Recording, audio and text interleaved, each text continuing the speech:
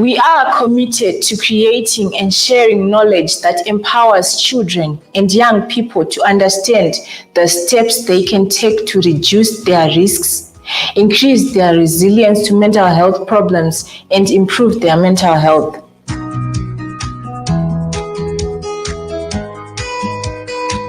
Our vision is to create a world with a sound mental health for all. What are adolescents? Adolescents are young people aged 10 to 21 years. And why are we doing this series? We are doing this series because we want to build in the community that understands how parenting can affect someone's future, someone's academic, someone's career choices, and someone's role in the community. Greetings to you all. Welcome to our show, Tap In.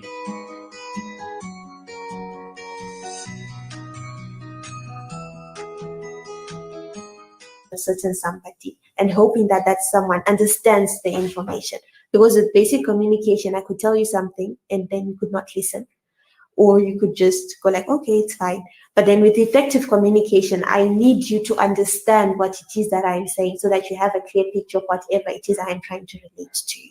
You know, you want more freedom, or you want to go and do something, and then you jump on your parents when they get home tired from work going, Mommy, can I go out? Can I go out? Can I go out?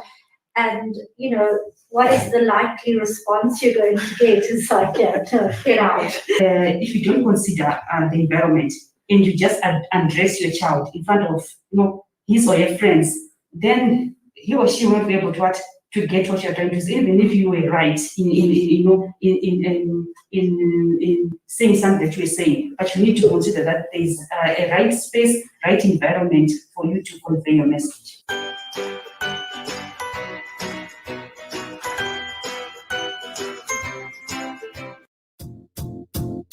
Anything party, think party karate. And as Party Karate, we provide you with nothing but the best services that you can rely on. Leave all your party management and all your corporate events in our hands today. Our wide range of products include helium balloons, toys, candy gifts, jumping castles, candy floss, popcorn machines, stretch tents, and just to mention a few. Visit us today. Anything party, think party, karate. Hello everyone, welcome to our show, Tap In. I'm your host, Tawana Mrepa. Welcome to our last part of parent-adolescent relationship, which is conflict. And today with our guest, Tadiwa, can you introduce yourself? Hi everyone, my name is Tadiwa Hazel Singende, and I'm here to talk about parent-adolescent conflict. Okay, thank you, Tadiwa. And also with our guest, Charlene, can you introduce yourself? My name is Charlene Yamutswa. I'm a peace practitioner, and I work with adolescents with Komirori, and we mainly focus with girls. But today, it's a pleasure to be here with you, and hopefully we can discuss conflicts between adolescents and parents, and we'll look at a cultural perspective. Okay, thank you so much.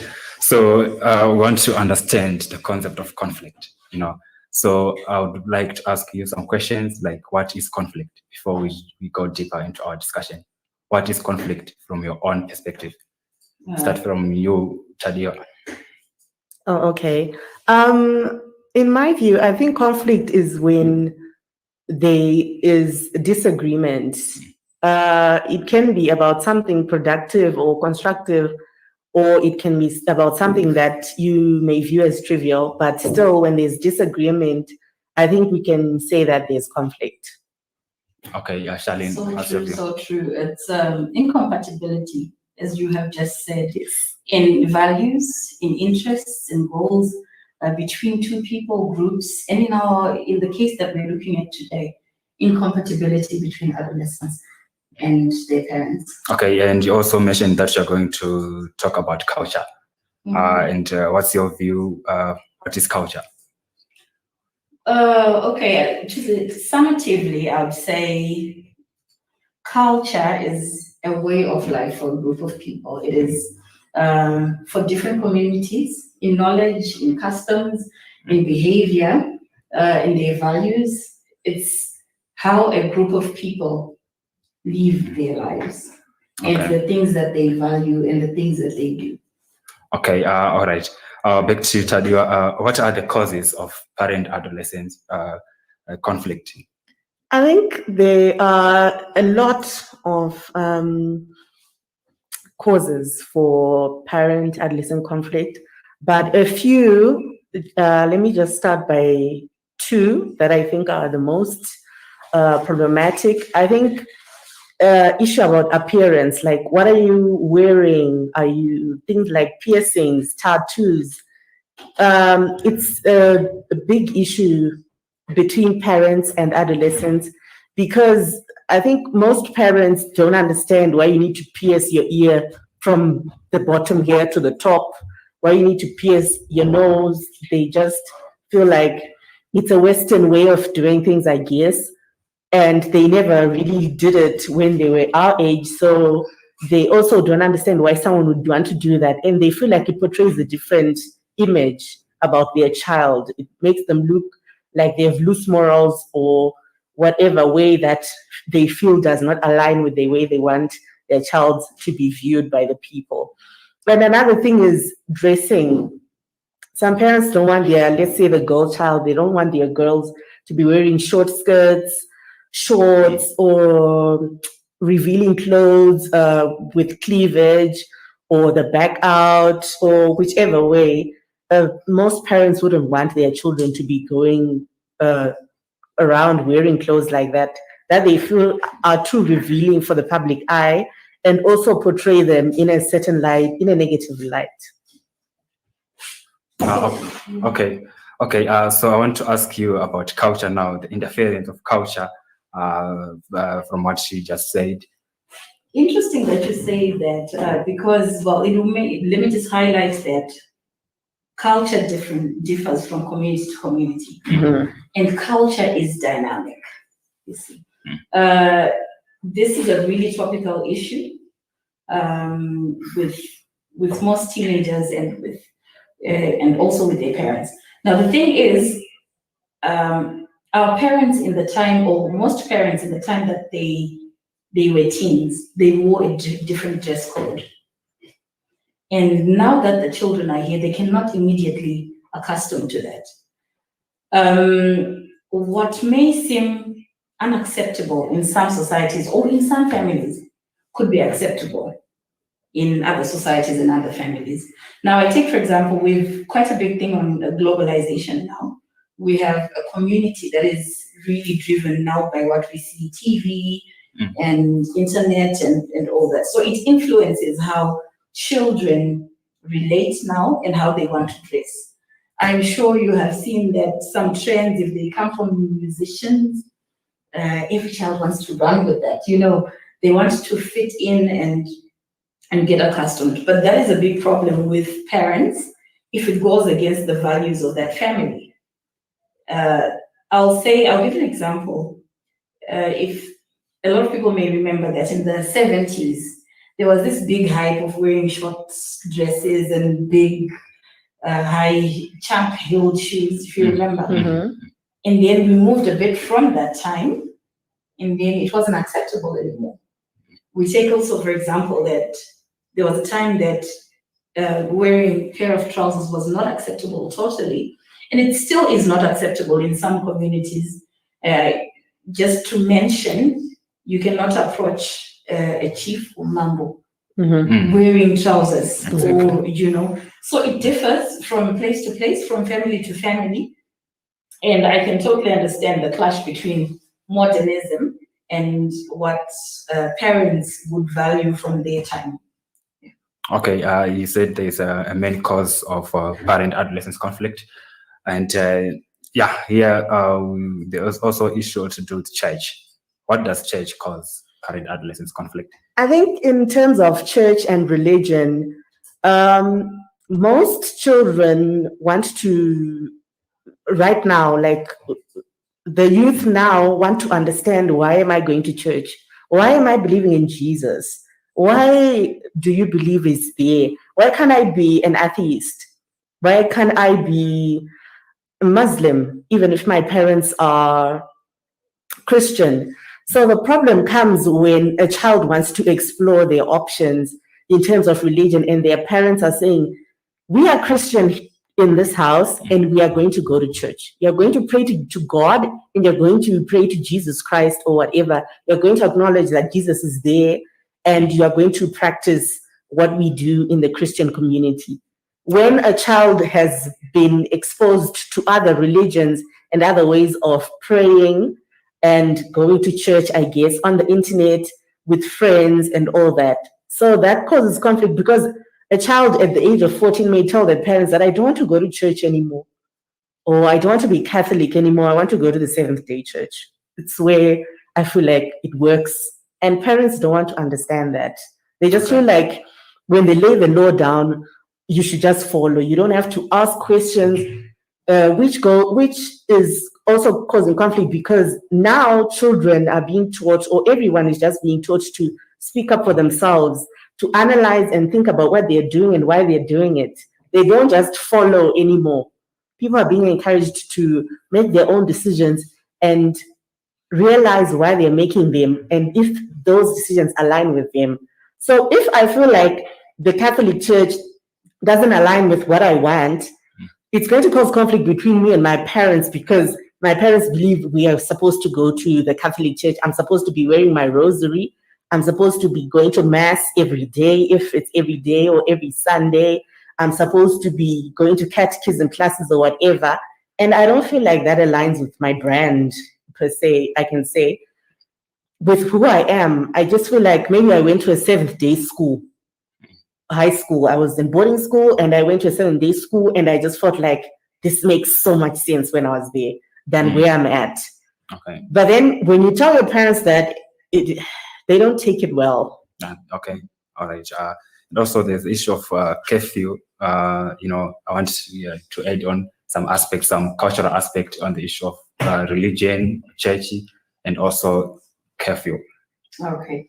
I'll say from a cultural perspective, culture can be in church, if, like you're saying, the culture of the family could be going for Christian fellowship or wherever they possibly go. Mhm. Now, if you look at it, parents were given the leadership role Mhm. to train their children in a certain way. Mhm. This is even outside of Christianity, that the parent up to a certain level makes certain decisions to help formulate the way that their children will take. Mhm. And if you look at the state, our nation, Zimbabwe, a child of 15 is still considered to be under the guardianship of their parent. So certain things, say you want to record your song, or you want to, I don't know, whatever you could have decided to do, there's still that consent that is taken from your parent. So to sum that up in a bit, is that the parents have, they sort of like direct the path until a certain age. So yes, there's bound to be a lot of conflict where a child decides to take another route. But of course, I think what could be encouraged could be getting people to sit down and talk and, make the best way forward. Another example that I've realized that in families that take a particular cultural pattern, say for example, it is allowed within church to be married on the 5th or in the 6th place, or by a man, or if it is allowed by a certain traditional way that you can marry at a certain age. That has caused conflict since time immemorial, I could say. But now we see intervention over time, which is why cultures change. We see a certain intervention where governments and authorities come in and say, okay, let's look at it. Is it practical to get a child married at 11? They're not yet an adult. And in that sense, a child could say, but I do want to get married. It's probably what's not best for them. But yeah, like I think I would say in this scenario, a platform for dialogue, a platform for communication is quite key. That's quite key. Okay. Yeah. Oh, Okay. yes, you mentioned something to do with curfew. curfew. Yes. I don't know if you've spoken about I that. think I'll add up to you. Okay. I'll take it from a gender perspective. Yes. There's definitely a difference between boys and girls. Exactly. The adolescents or not. Mm-hmm. That a child can come at this time. Is it acceptable? I don't want you here after 6 o'clock. This is a big thing when it comes to conflicts, and I know you can relate. I've been there. Boys sort of get it lenient in a way. But having grown up and now that I'm not a teenager anymore, and way later I've got children in my care, I think it's for the safety of the child first, because I'm pretty much the same. Okay. No, I will not have you. One more copy, all this. I'm slowly becoming what I didn't want in my parents. Okay. Yeah, so I think in terms of curfew, what I think adolescents don't understand with parents is, why can't you give me like a responsibility? If I come at 5 for since I was 15 to 16, if I come before 5, which is my curfew, why can't you add more hours? Because you've seen that I'm responsible. I've been responsible every time I've been coming before 5, because you said 5 is mine. So my most adolescents' issue is, why can't you add more responsibility? Because you've seen that I'm a responsible adult or adolescent in this case, who can follow your rules and still come back home in one piece. So there's also the issue of fairness. Yes, why can't you be fair? Exactly, especially in terms of the boy-girl issue. Why can't, if my brother can come home at 10 o'clock and it's fine, why can't I also come at 10? Because I've proven that I am responsible. And I think that also goes to speak to the issue of dialogue. If there's open dialogue and a child can tell the parent that I've been responsible. You've seen that I'm responsible. Since I was 15, I was coming home before 5 and I was in one piece. Why can't you add another hour, since you've seen that this child is responsible and they can take care of themselves? But also from the parents' perspective, I asked my mother the other day about the curfew issue, because it was really nagging me, because it's been, I think, 10 years since I've been at home. So these whole 10 years, I've just been doing my own thing. I was in boarding school and then I went to college. So I've just been doing my own thing. She didn't know where I was at 10 o'clock or 5, or whether I came home at what time. She didn't know. So why can't you trust me with the same responsibility that she gave me when she sent me to college, that I will come back in one piece and I know I should take care of myself? But then she's like, if you come back at 10, I'm going to be awake until 10, because I'll be waiting for you and I'll be worried about you the whole time. So I can't sleep at 11 because you are coming home at 11, because I'll be worried the whole time. So I do understand that the parents are worried, but also I think they should be dialogue. They should be open to some change or some adjustments to whatever curfew or whichever issue that we're talking about. I think there's also need for adolescents to communicate their whereabouts to their parents, because some of the parents might be worried because they don't actually know where the adolescent is. So I think there's also issue to do with communication. You should communicate, Mama, I'm late today. I'm doing this and this and this and this. Okay. But as adolescents, they don't communicate. No, I think I understand what you're saying about communication here, but the issue is you communicating to tell your parents. In fact, you ask for permission before you go. Hi, Mom. So my friend is having a party or a get together or whatever, and it's going to start around 4. So if it starts around 4, it's obviously not going to end by 6, which is my curfew.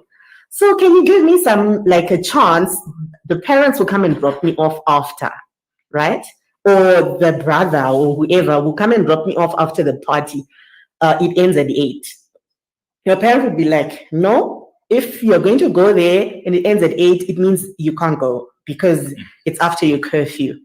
Which leads the adolescent to lie to their parents. You tell your parents, I'm going to a sleepover, maybe at my cousin's place or whoever. You go, wherever you go, which is not where you said you're going, because your parents don't want you to be honest in a way. Because when you're honest, they don't give you the leeway. When you're not, you can do whatever you want. So you end up not being honest because they've put you in a corner. You communicate, they don't want. You don't communicate, you do what you want. So you end up doing what you want.